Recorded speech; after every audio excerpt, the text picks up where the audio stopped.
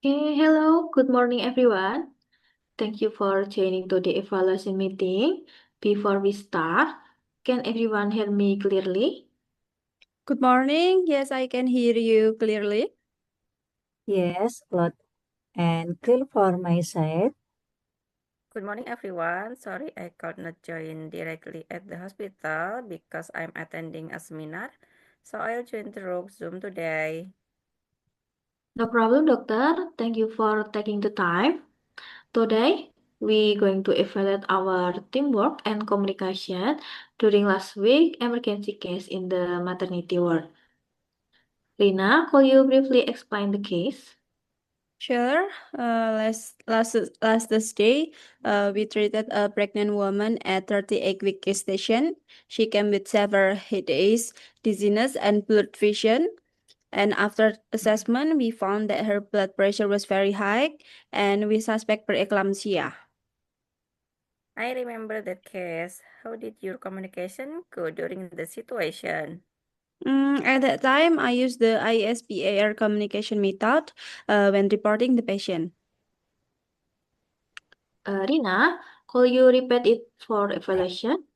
Yes, of course. So I start with identification. This is Rina, a junior midwife from the maternity ward, and S is for situation.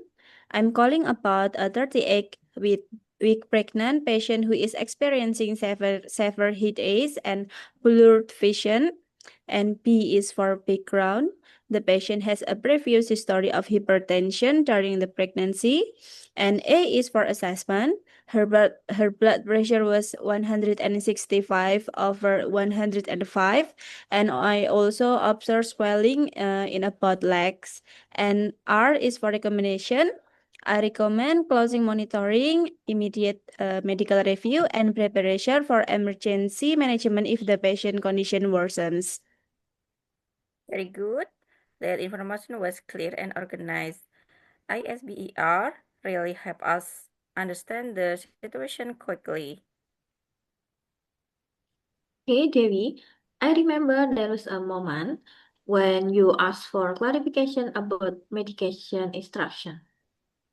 Yes, during the emergency situation, the room was noisy and honestly, I was sure whether doctor said 5 milligram or 15 milligram. Yes, I also remember that.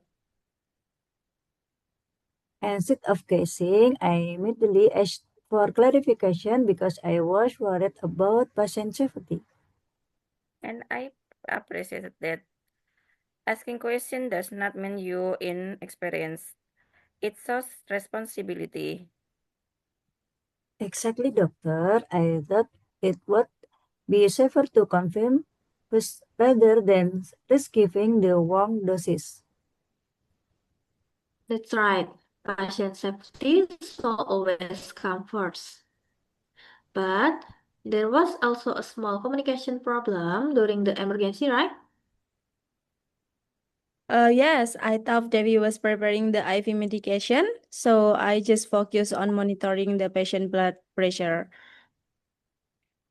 And I assume Rina is preparing it because she was standing near the emergency trolley.